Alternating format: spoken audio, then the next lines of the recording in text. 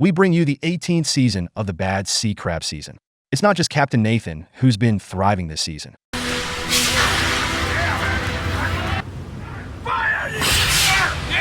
And a lot of old captains coming back. It is also the origin of the Old White Book. The plot begins in Dutch Harbor, Alaska. Nathan took his crew a long way. Come here for the triennial king crab season. But I got a message before we got to the port. The radio said it was the first time in 25 years. Forced to close the 2021 king crab season. Nathan's heart cooled when he heard the news. The picture goes first to the Coney Marie. Let me introduce you all. The original captain of the Mary was Phil. But after he died of a stroke a few years ago, the boat was handed over to Josh and Cassie. When they found out the king crab fishing was canceled, the mood is also very mixed. After all, this is king crab season. Brings them nearly 30% of their annual income. Then why is the port suddenly closed for fishing? The reason is that the king crab's female ratio is out of whack. According to research, the males in each cage, not even 10% of the female king crab. I'm afraid the crabs will die out in this way. Pull up the picture on the legend. Anderson holds the title of captain with the largest king crab catch quota. The king crab season is suddenly closed. It was a bolt from the blue. King crabs account for 50% of his annual income. The picture goes back to the thief. Captain Nathan has figured out a solution. The solution is to apply to the government for new business. Because Nathan has a relationship with the port, applying for new business is relatively simple.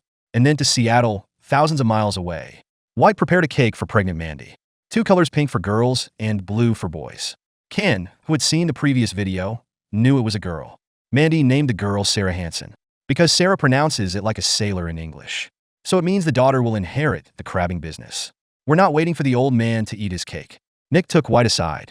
Give the news that the king crab season is over. Old White immediately called Clark Mandy to negotiate. Laubai said this happened once, 25 years ago. This time there were 600 fishing boats in the Bering Sea. More than 400 ships went bankrupt in one night. Clark suggested buying snow crab quotas. White didn't even have to think about it.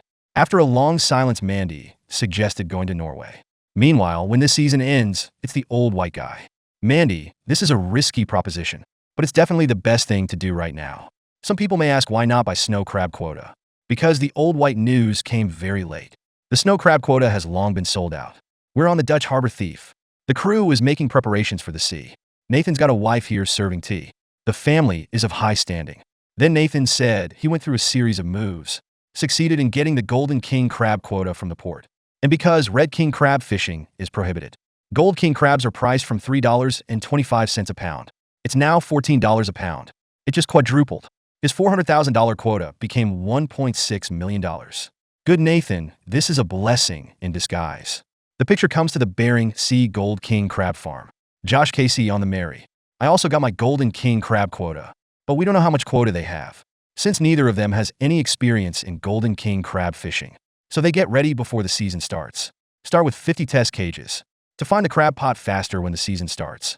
As the crew cast the crab school, Josh up there starts the clock. Half an hour later, the crew began the salvage.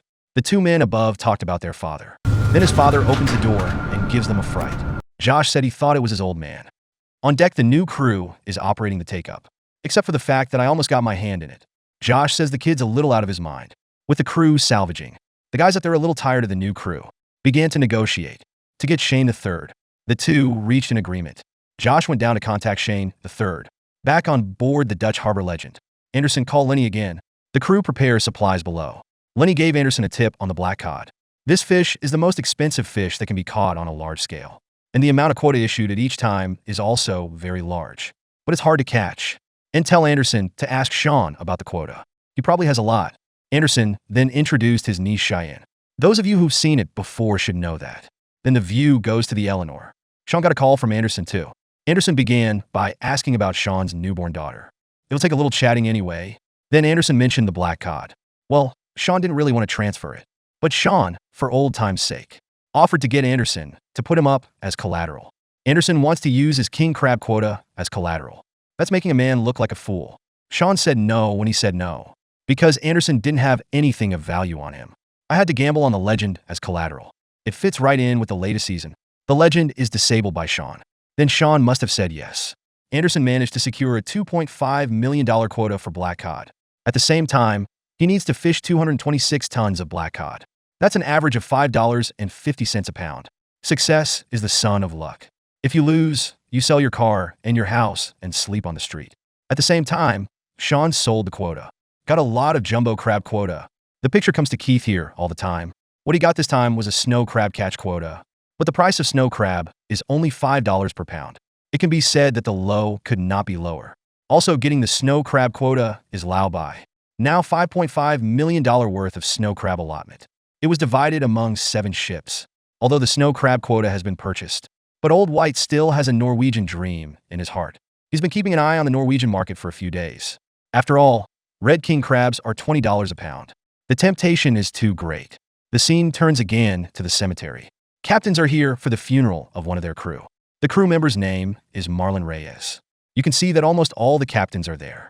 At last, the captains presented him with roses. This is the captain of the dead crew. He's a new member of the crew this season, Captain Ripcar. Captain Rip on his way back. It also tells the story of the man who died. This has nothing to do with the story. The captain's ship was called the Patricia. We'll call it Fear for short.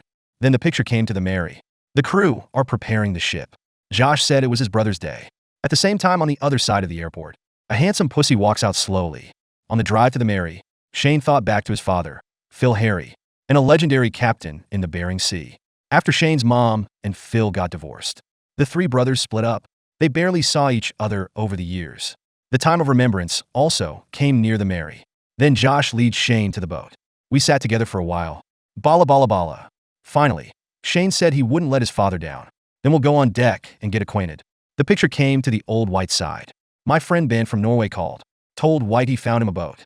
This is the Stowe and the Old White lady. But White really can't go right now, because the crew is already here. We're leaving the crew behind. How are you going to live in the Bering Sea? Besides, Old White doesn't want to miss it. His eldest granddaughter was born. And then Mandy called. Actually, the first question is not a question, because Clark will be at the helm of the Northwest. The biggest problem is the second, because he really didn't want to miss the berth. And then Mandy Horn gave White a lecture. Old White finally figured it out. Decided to head to Norway to discover the wonders of the king crab. The picture came to the pad. Rip's having a meeting with the crew. The focus is still on those 3. Safe, safe, and safe. Then the captains went out to catch fish. Old White came to Bill too. Wanted to invite Bill to Norway, but Bill declined the offer.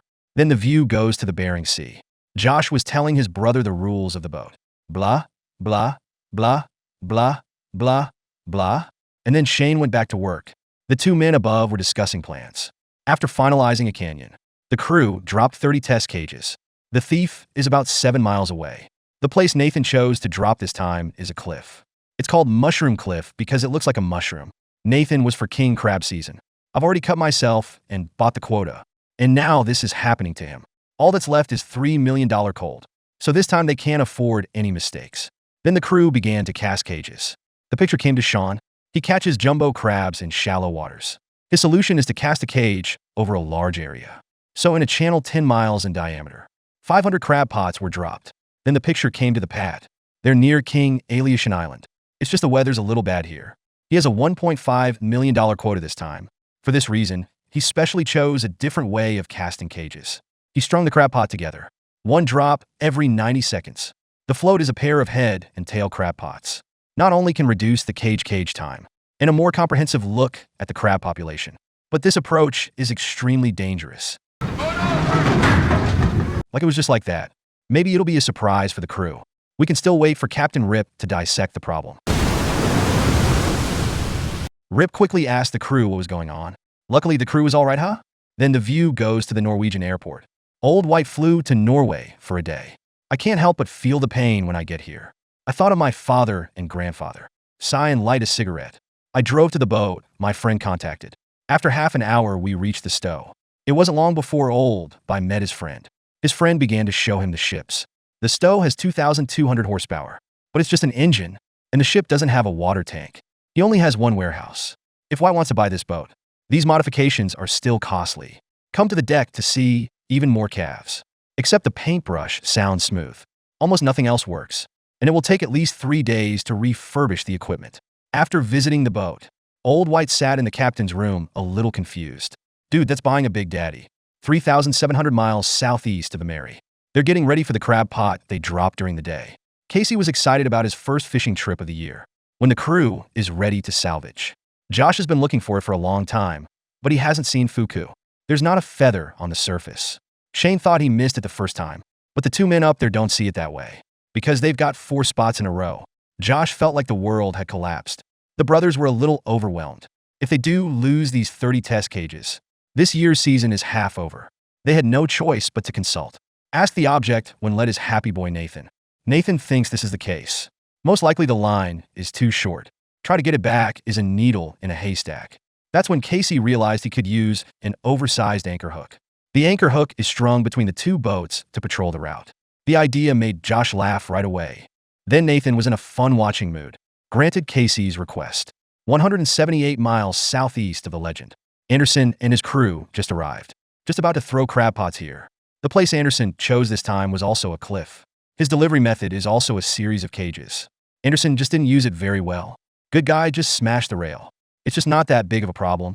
And then it came to Norway. Old White and the crew are renovating the boat. First we got a crane for the boat. Then Old White and local friends study the Norwegian charts together. White said he wanted to go to the Russian border. A few of the old captains here are confused because most of their fishing is offshore. I've hardly been outside my whole life. Bala advised Old White not to go. Let White go where they recommend. Then the view goes to Sean. They're ready to start fishing for crab pots, too. It's offshore, so he's calm. But there is also a risk of stranding. Then the crew began to salvage. Then the first cage came on board. It's a pretty big crab, should I say, and I didn't get 2 of them. The crew immediately ran to check it out. With the power outage, ships turned to a standstill. Sean had to use the rudder to control the boat. Tried to avoid rocks and shoals. Then he told the crew to drop anchor. The crew did as they were told. Soon the boat is firmly anchored in the water. The mechanic took advantage of that. Got the power back on the ship. The crew checked out the engine roof. That caused the ship to lose power. But it's not a problem. It's been replaced. Then the crew hauled in the anchor. 87 miles east on the legend. After a night of waiting, the crew is about to salvage the first cage. Anderson in the captain's room had been smoking since he got up. And now this is the 8th one. Those lungs never had a good day with Anderson. Then the crew began to salvage. The crab pots are about 600 meters deep to keep the pressure from tearing the wire.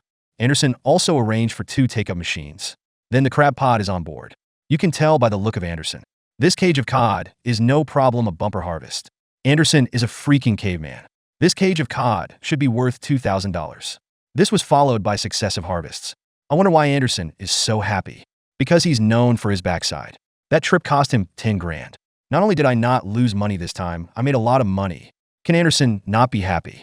242 miles southwest of the pad. Their weather here is really bad. Any one wave is 3 meters high. Rip's up there studying the charts. After studying, it was time for the crew to go to work. Still told the crew to be safe. After all, we lost a sailor last month. Then the crew began to salvage. With the take-up and the waves. The crab pot was soon hauled up by the crew. The first cage was full of crabs. The crew sorted out another 42. The second cage was then retrieved. And then the bumpers give them a catapult start. The crew had to climb up and tighten him. And then we go back to fishing. Not surprisingly, there was another accident. The boom rope is not holding the pressure. The crab pot snapped right away. Now Old Rip has to go the other way. I'm so mad at Old Rip. 254 miles northeast of the Mary. They also made the big anchor hook. Nathan was in the neighborhood too. Take a look at the diagram. Tie a knot on each of the 2 ships. And then we patrol the cage route. But here's the big question. How do we get the line to the ships on both sides? Then Nathan had a bad idea. Didn't he always have fireworks on his boat? So he decided to make a delivery machine out of gunpowder. This scared the 2 people on the other side. Josh went straight through the captain's cabin. But Nathan has a sense of proportion.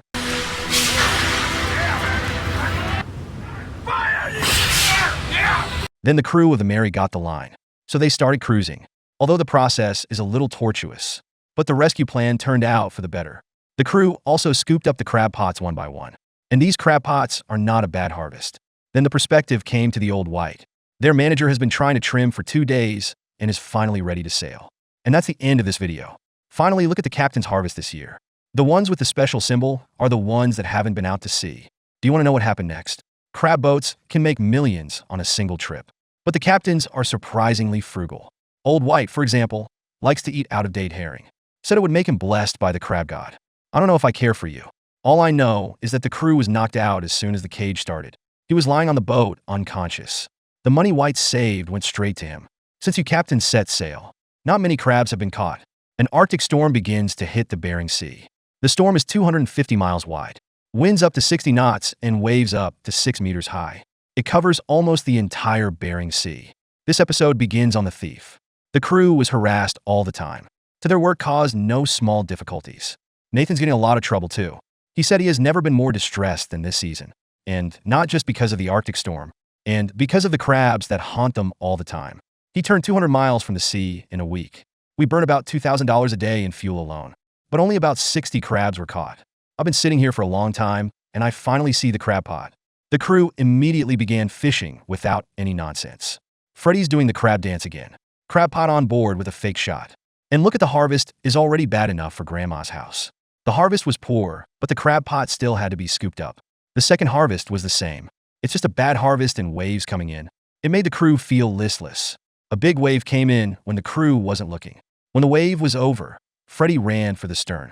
Nathan's got a blank look on his face. A closer look reveals Freddie fishing for a life buoy. Nathan then realized what had happened. The crew went back to work after the incident. But the harvest is still as bad as ever. Nathan is also pessimistic about the harvest. Don't tell me to meet the quota if this goes on. I can only hope to get my money back. 272 miles southwest of the Fear. Carl kept telling the crew to be safe. After all, this Arctic storm is no joke. And they've lost 2 crew members this year. The other crew member who died was named Todd. He died around January. Captain Carr doesn't want that to happen again. It was necessary to sound the alarm to the crew. On deck, the crew began to salvage. The take-up machine starts to turn. The first crab pot landing of the day was pretty impressive. After the crew sorted, 56 animals were harvested. Nathan's gonna cry when he sees this crop. A second harvest followed with 44 birds. Before the crew can be happy, a big wave hits. It sent a crew member flying. Almost gave Carl a heart attack. Thank God the crew was fine. The crew continued their work after the incident. Then a third cage of crabs came aboard. Carl said to harvest it as it is now. It only takes them 2 weeks to meet their quota. And then it came to Norway. Old White, they also arrived at the predetermined sea area. The crew also prepared herring for Old White. At this time, the Old White also wanted to fool the crew to eat. Little did they know that this herring was prepared by the crew for the Old White. Old White saw the crew laughing at himself. I had no choice but to show them the law myself. A final encouragement to the crew and back. Back to the cab after the Old White said, everything on this ship is new to him, including these new crew members. But luckily he's got an old friend with him. That's Gale. This time, the Old White came to Norway in a mixed bag. It's already cost $800,000. Plus a crew that could fall standing up. Let Old White is one first too big.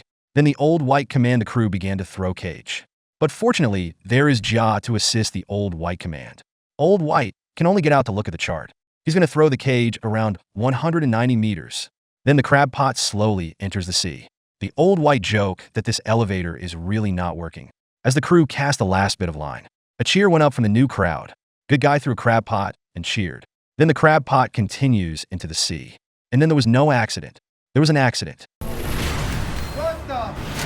Old White is confused, just renovated to do this. Gal hurried to the machine room.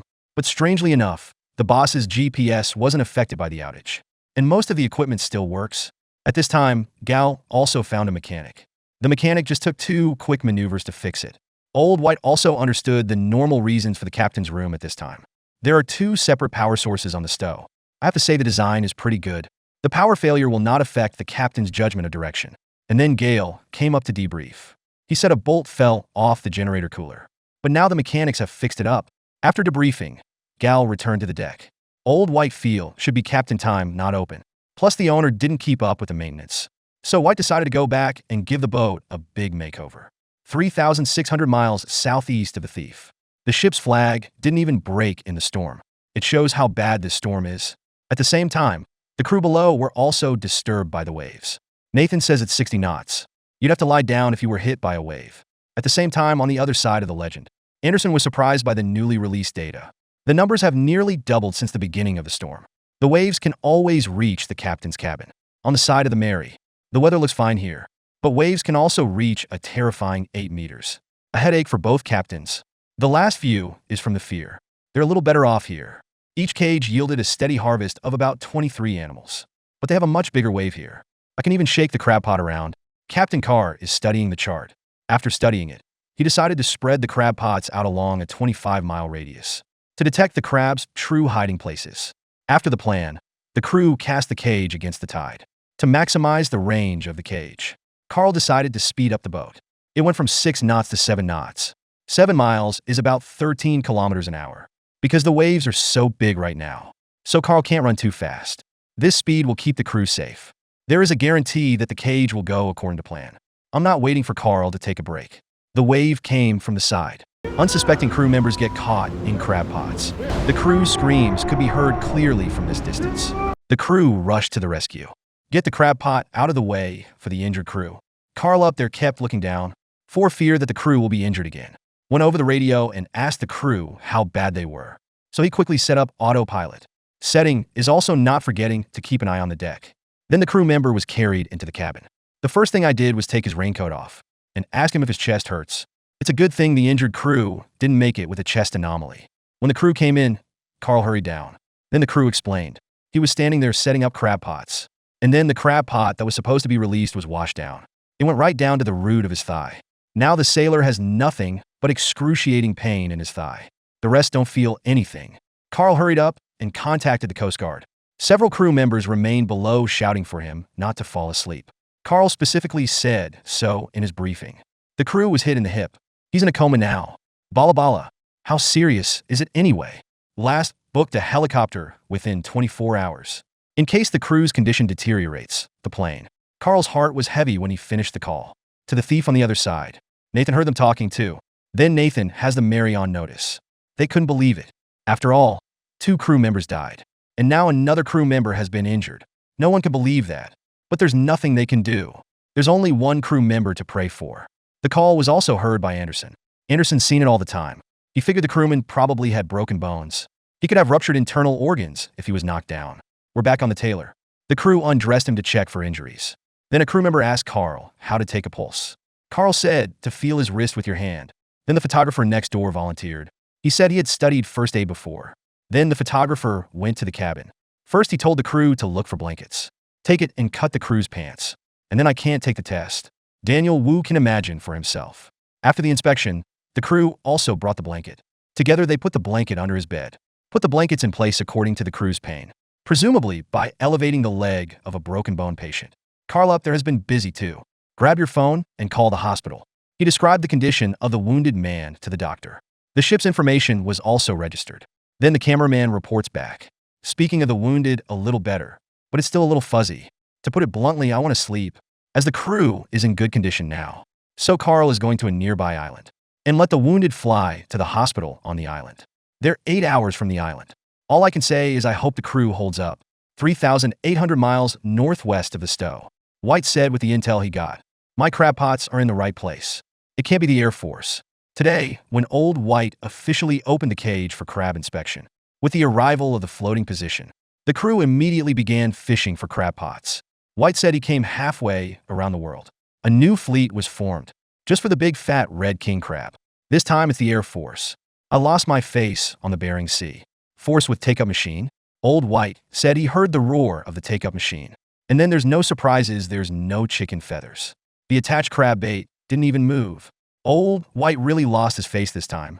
The crew then began to retrieve the second cage. And don't even think about it. The crew is starting to doubt White's abilities. 3,600 miles southeast of the thief. Nathan, the weather is still terrible. I'm going crazy with Nathan. Said Nathan's crab pot was about 60 feet. The biggest obstacle to getting the crab pot is the storm.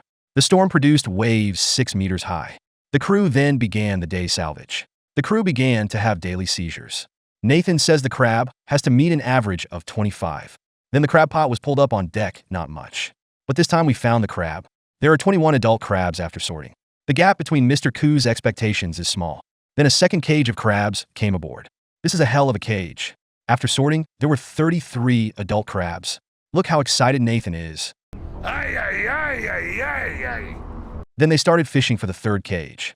It turns out that the weather is changing at the speed of light. The waves came in one after another. They even dried the crew to the ground. And he poured it all over the crew one by one. Watching the waves get bigger and bigger, Nathan had a faint unease in his heart. So after the crew drops the crab pot, Nathan decides to hide on a nearby island for the night. The picture comes to the legend. Anderson said the waves are now stable at 5 meters. The bigger one might be 7 meters. So finish this batch of crab pots. Just find a safe place to do it. Josh looks at the weather report in his hand on the Mary. Decided to go back to Port St. George for a night's rest. The view goes to the Fear. They're trying to get to the island. The crew took turns talking to the wounded. To keep the wounded conscious. 2 points since the crew was injured. The stable state of the crew is awake and sleepy, but unable to sleep. Because I fell asleep and had sex. Carl called the island doctor again and said to look at the weather. Carl doesn't think he can get into the harbor. On the other hand, access to the island. But looking at the weather, it's not going to fly. So he wants to go to Dutch Harbor. It's probably a schematic. Option 1 is to go to the island. But you may encounter the situation described above. To take a little more time, get back to the helicopter rescue zone in Dutch Harbor. Get the wounded straight to the helicopter. What Carl is thinking now is if it takes 6 hours to get to the island, in case the plane can't take off, it'll take them another 24 hours to get back to Dutch Harbor. The wounded were seen to be in stable condition. Carl finally came to a judgment. I got a call from the Coast Guard. Tell me about the wounded man. The guard later said the aircraft had been reserved. Only you will reach the rescue area. Planes can take off to pick up the wounded. Pass the cage position on your way back. The crew also dropped the crab pot right here. It's called making the most of your time. We have 16 hours before they arrive in Dutch Harbor. Then the view goes to the Stowe. Old White made a call to Bill and invited Bill to come to Norway. At this time, the Coast Guard also activated aircraft. Head for the coordinates they gave you. Then the episode ends. Do you want to know what happened next?